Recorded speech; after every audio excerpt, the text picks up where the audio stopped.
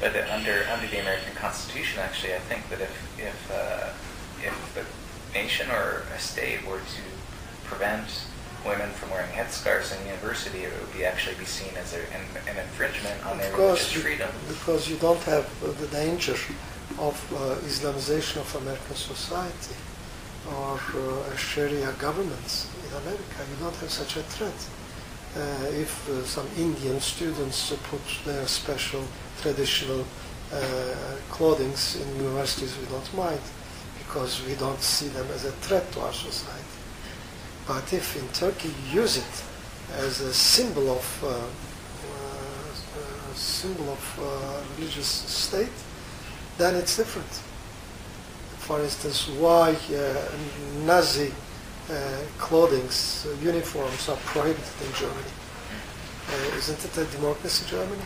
Why you prohibit such wear such clothing, such uniforms? Because they feel that there's a threat of revival of Nazi tradition.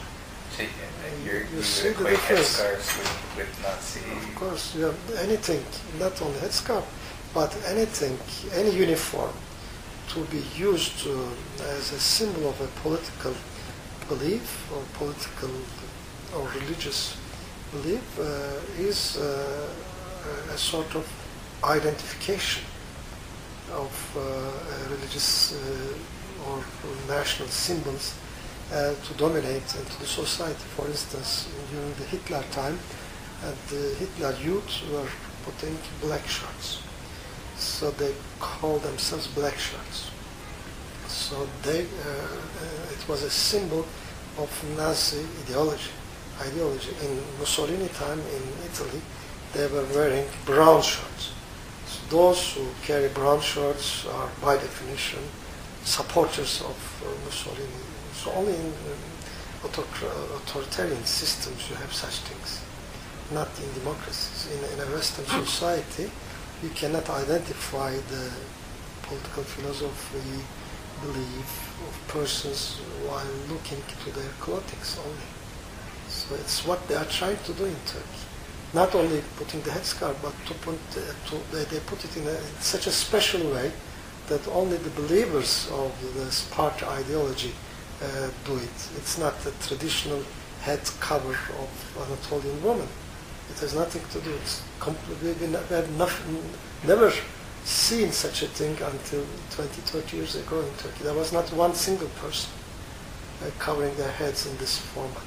So it is the symbol of the ruling party, or to say the truth, symbol of a certain political religious ideology. And it is imported from Lebanon. It was originally used in Lebanon, and they imported to Turkey as a symbol. And the Prime Minister himself said, if it is a political symbol, what's wrong with that? So he accepts that it is used as a political symbol. But to sort of equate black shirts or brown shirts with a headscarf for billions of people from a religious party seems to be rather... Well, you may believe that it's exaggerated. It may be. But in the beginning, Hitler was elected as a political party. He got 44% of the votes.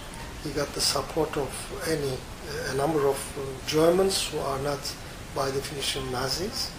But by time, he turned the country into an authoritarian system, totalitarian system, and he created a mess who was responsible of big, let's say, sufferings of millions of people. I cannot compare today ruling party with Hitler, of course not. But the matter, the fact that a party is elected does not mean that they will always observe the rules of democracy. So this is the difference. So Hitler did it for political ideology or nationalist ideology. Now in our country, they use their political backing in the elections for an Islamic ideology. So there's not you cannot find one single week Look at the newspapers. You cannot find one single week in the last 5 years or more where one of the leading members of the government has not raised a religious issue.